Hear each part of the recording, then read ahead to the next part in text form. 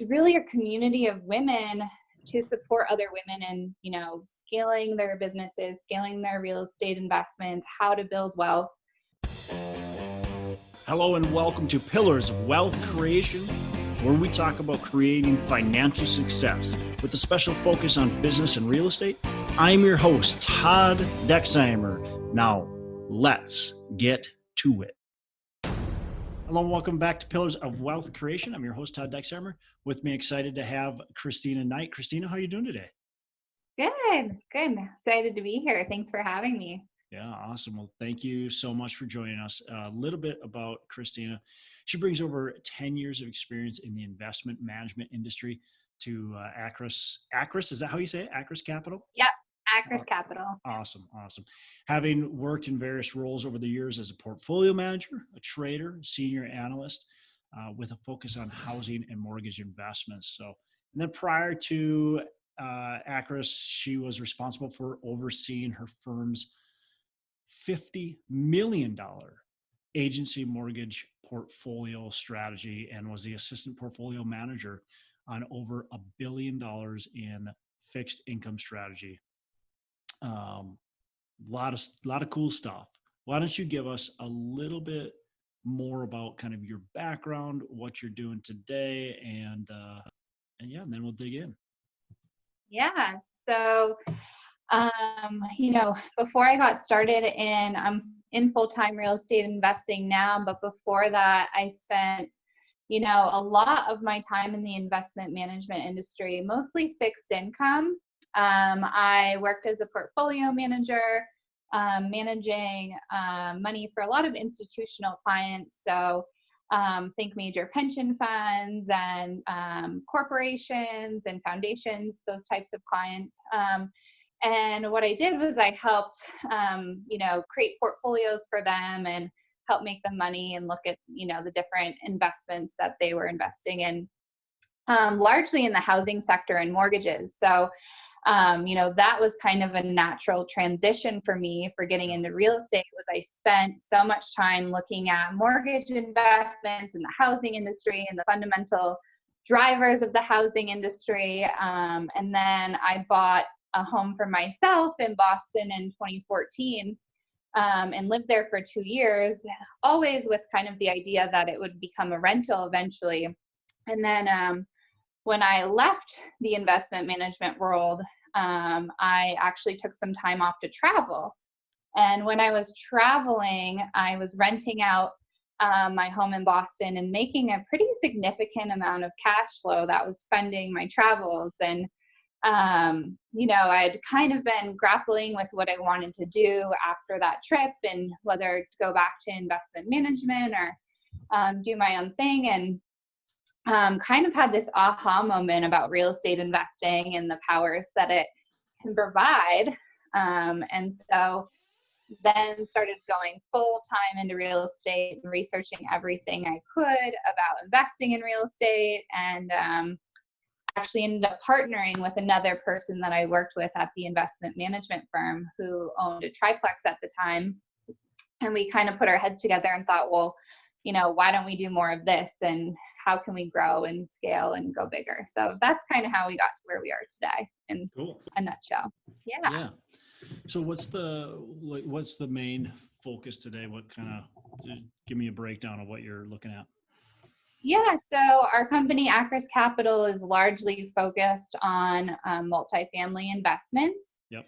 And we like to say that we invest in inland growth cities. So that's any city away from the coastal markets where you're seeing kind of this inward migration, so that people can have better quality of life, have cheaper, housing, and be closer to the mountains or, lakes and those types of things, have a better lifestyle for their families.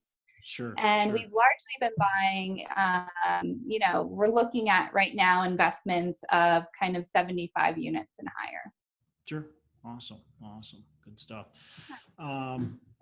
So tell our you've got a large background in related industries, which is really great. Leaving those industries, going to start your own company, like what kind of advice would you give us that you've learned through working with these larger successful companies in the real estate industry to like, how do you, what are the main lessons you've taken from them and applied to your business? Maybe two or three like success habits, success like operations that you've taken. Yeah. So, I mean, from a transitional standpoint, one of the, I would say, biggest success habits was,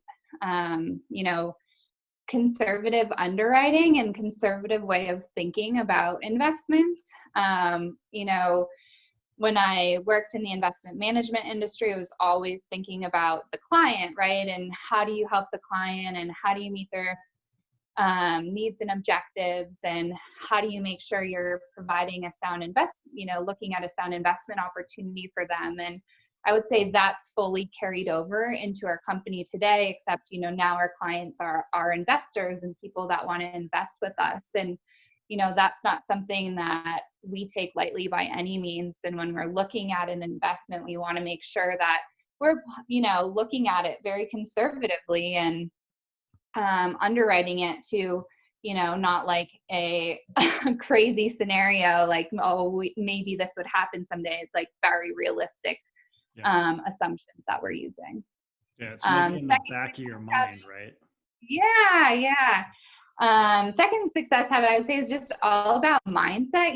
Like I used to work in this industry where I would be doing, $10 million trades in a moment or $20 million trades and managing really large portfolios. And so then now with real estate, you kind of get in that mindset like, okay, I can buy a $25 million building and I can, figure out how to do that. So I think the mindset is so important. And, that habit from having worked in a really high risk, high reward environment also translates here.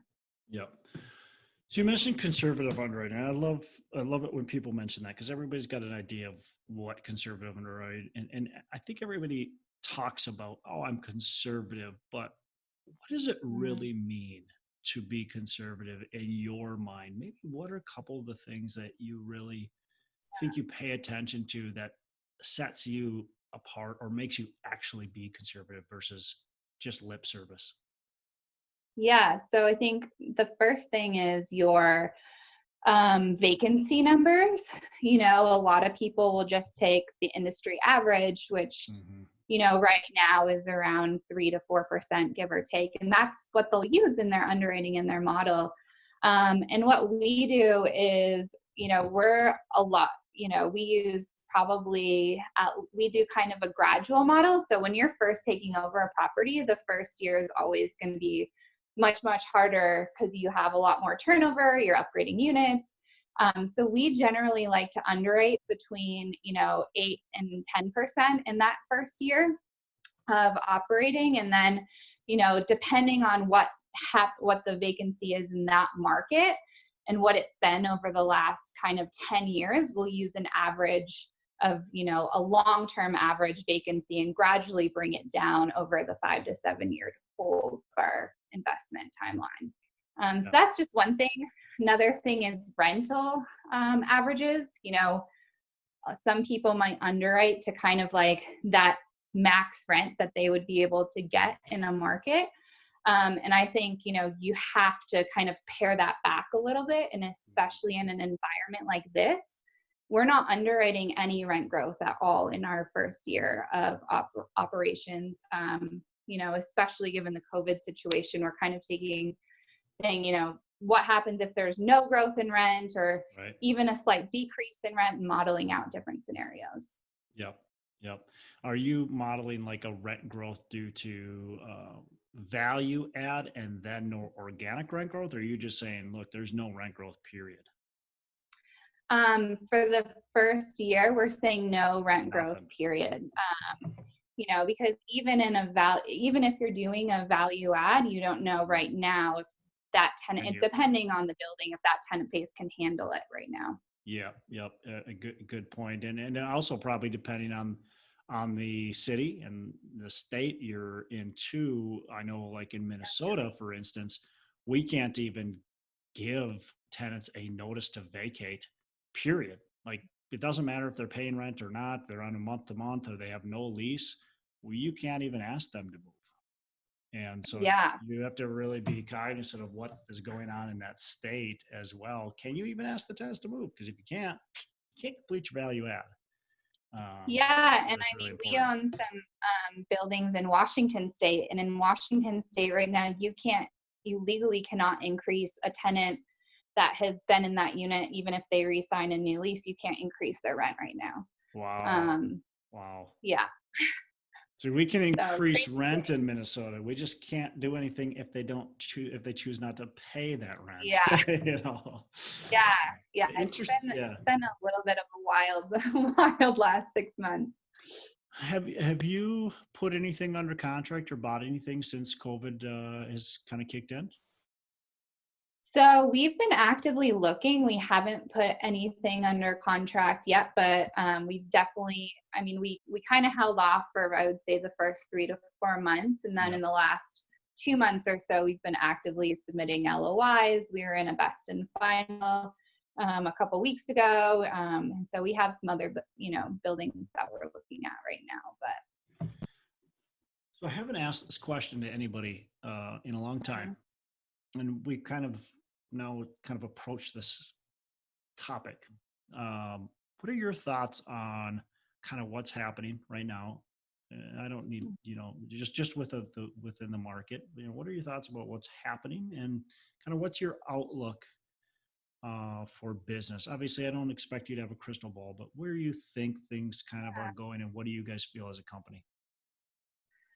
So, I mean, overall, I'm pretty optimistic with where the market is going. And the reason for that is I think just talking to other investors and other real estate and entrepreneurs, there's a lot of money on the sidelines still. Mm-hmm. And I think when you compare kind of this recession with what happened in 2008, 2010, that is the biggest difference, right? Like 2008 to 10, like people lost a significant portion of their wealth. Yeah. And so there was these major opportunities created within that realm.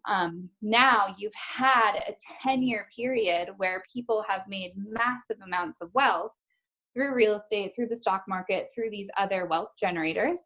And, that's the difference in this recession. Yes, there are a significant number of people that are unemployed and that have been hurt by the COVID situation. But in general, there are a lot of investors looking to still deploy their money. And when you look at what the alternatives are to investment, right? Like, the fixed income and bond market, interest rates are at all-time lows. The stock market, again, 5 to 8%, depending on what you're vested in long-term average. So like, there's not a lot of attractive places to put your money right now. And so people are having to put it into real estate, which is why I think long-term, the fundamentals for real estate still look really attractive, especially for multifamily.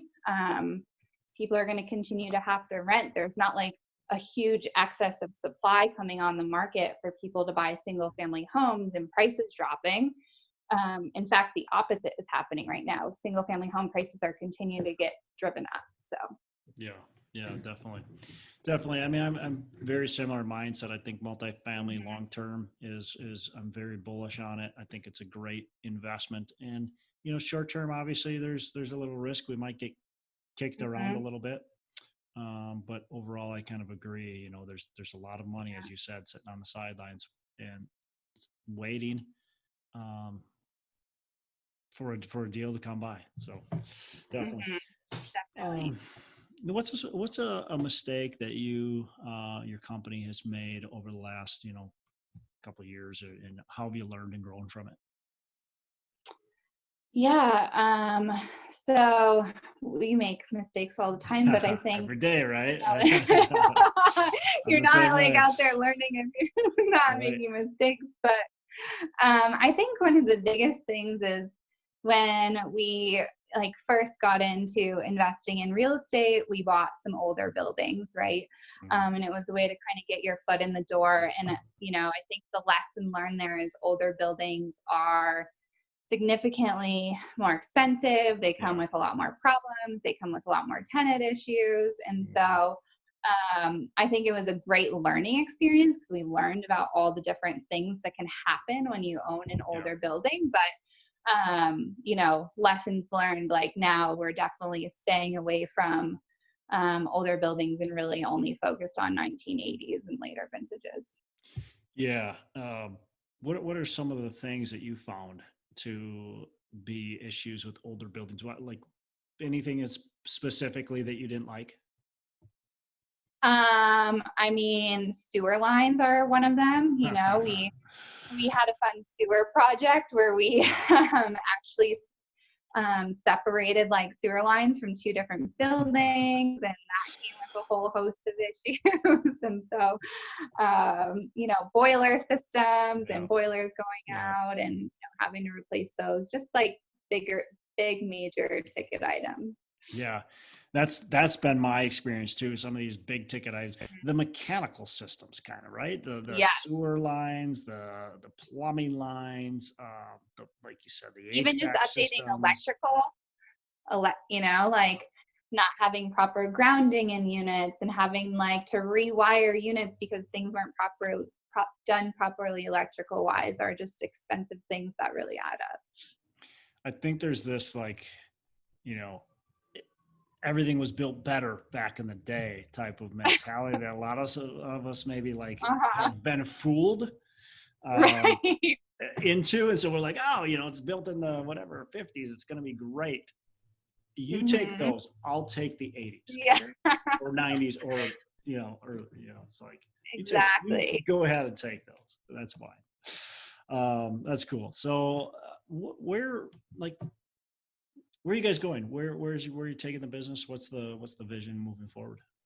Yeah. So right now we're really focused on trying to acquire properties in the Phoenix, Arizona area.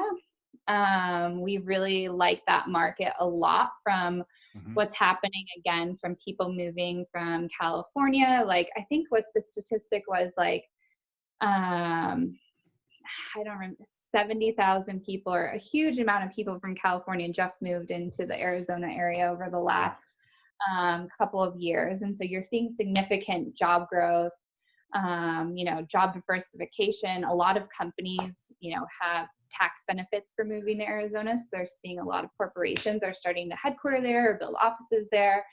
So that's kind of where we've been focused on building a team and, you know, trying to acquire some assets there. Love it. Yeah, I've looked at that market. I look at a lot of different markets, and definitely a nice market for sure. What are two or three like key factors or key habits that you personally have that lead to your kind of success, or lead to, you know, the daily, you know, routines that you need? So for me, it's all about taking action. So our company, I think, does a couple things differently, but we work by these unfolding plans that I learned through a team management and leadership program years ago. But basically, we have weekly, you know, we have different strategies, and then we break out weekly, like, what are the actions that you would need to take to hit that specific goal and unfold into that strategy. And so that we find really keeps you on track for, one, taking consistent action, which is, you know, so important if you ever want to accomplish anything. But two, it also like just keeps you on track, and every week you can be like, okay, well, these are the steps and things I need to know I need to do this week in order to hit and achieve my goal. Number two, I'm a big Miracle Morning person. In the last 6 months, I've gotten really into that, and have just been so focused on mindset and, you know, creating different affirmations and visualizations and all of that great stuff. Don't tell me you're waking up at like 2:30 in the morning. No. I'm not that much of a morning person. I but hear I some do people are find like, I woke up at 3 this morning. I'm like, well, good for you, because I was sound yeah. asleep at that time. No, I'm more on like the 6:30, 7 a.m. train, but Perfect. Yeah. yeah, more normal. And then like number three, I think, in terms of habits is just like reading. Like I read a lot. I try to read at least like 20 minutes of some kind of either personal growth or business book every day to further educate more. Cool. Cool. Yeah. Good stuff. What's a favorite book? So I just read this book called Profit First, which I don't know if you've read it, but I think it's, it's such a great tool for entrepreneurs and people starting their own businesses in a way to think about like, okay, how do you pay yourself and why is profit important and how to develop that mindset around profit, which, after talking to so many different entrepreneurs and people that have started their businesses, you always want to pay yourself last and, you want to, and that's a big problem in this community. So I think it's been for me a really powerful book to read. Cool. Yeah. I think that's ingrained, right? We got to pay ourselves last. We want to make sure, and, for good reasons, right? You do want to make sure you're actually creating value in your business and creating income. But at the same time, it's important to still be able to pay yourself. Yeah, Great. definitely. So that's cool. Um, so what ways or how do you like to give back? So I'm super passionate about anything to do with empowering women. I've worked in industries that have been largely male dominated, with being in investment management and now even in real I was estate. going to say still. Yeah, exactly. Still the minority, but and so I started a meetup called the Women Real Estate Investing Networking Group. And it's, open to anyone. We hold virtual meetings on every second Tuesday of every month, usually at 6 p.m. Mountain Standard Time. But it's really a community of women to support other women in, scaling their businesses, scaling their real estate investments, how to build wealth, which I love teaching people about. And I would love if any other women are listening to this and want to join, like definitely look me up. But for me, that's the way I give back and create this community so that women have the support of other women. Because I was going to all these meetups and like I was the only woman in the whole room, and it was crazy to me. I know we have women listeners because I get like compliments every time I have someone like you on, and like, oh, thank you so much for bringing on another female. So and I've been like consciously trying to make sure, okay, because there's some Yeah, amazing women in this industry that are doing powerful stuff, and it's like I want to make sure we celebrate them as well, and bring them onto the show. And so I know there's women listening, and we'll put that on the show notes so they can come in and check out the group. So yeah, that's awesome. for sure. So my last question I've got for you is, what are your 3 pillars of wealth creation? Mm-hmm. Yeah, so for me, number one is real estate. I truly believe there's no other asset class that can grow your wealth as quickly as real estate. And then two is any other cash flowing investment that can help generate like passive income, whether you're investing in a laundry business or an ATM business or something else, that can help diversify your portfolio. And then three is really like the people that you surround yourself with. Like, I truly believe like you are like the 5 people that surround yourself with. So, if you're surrounding yourself with people that all have a lot higher net worth than you, like naturally you're going to want to be able to get there too. And you're going to also learn from them about what they do for wealth creation. Yeah, that's so great. And I mean, if you're listening to this podcast, you're surrounding yourself with the 2 of us, with Christine, amazing, doing amazing things, and that's powerful. And so, just even listening to podcasts, reading books, when you think about your network, a lot of people think about like who are the people, the physical people, but we also can look at who are the other influences in my life, which, a podcast can be one of them. Again, books can be some of them, profit first and stuff like that. So that's really cool stuff. I love it. And of course, real estate for me, near and dear to my heart too. And I love it. So great stuff. Anything else before we wrap that you want to add to our listeners before I tell them how, or you tell them how to reach you? Anything else that you want to add? No, I think I've said a lot. I've been talking a lot. Yeah, absolutely. Well, it's been great, and I really appreciate it. A lot of value you're able to add. So, how can our listeners get in touch with you, learn more about what you got going on, and have a conversation with you? Yeah, sure. They can reach out to me through our website, which is www.akras, AKRAS Capital, .com, or they can personally email me. My email is knight, KNIGHT, @akrascapital.com. Awesome. Definitely. Well, I appreciate it again. Thanks for joining us, and you have a fantastic rest of the day. Yeah, thanks so much, Todd. I appreciate it. It's fun. Hey, thanks so much for listening. I appreciate you being a loyal listener. I would love to have you go on to our Facebook page and subscribe, give us a thumbs up, go on to iTunes or wherever you listen and give us a rating and review. Don't forget to subscribe. Your rating and review just helps us push this out to more and more people and continue to grow our audience and hopefully positively affect a ton of people out there that really need this and want this. So the other thing I've got for you is a free ebook on my website. So go on to venturedproperties.com, and download our free ebook on real estate and on syndication. And I've got some data points in there, some really good stuff for you. So I'd love to have you take a look at that. It's free. I'm not expecting anything from it.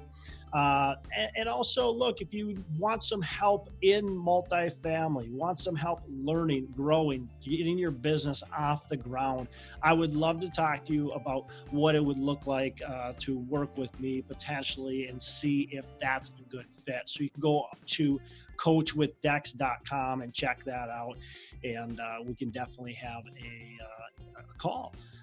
Thanks a lot for listening. You make it a fantastic rest of the day. I'll catch you on the next episode.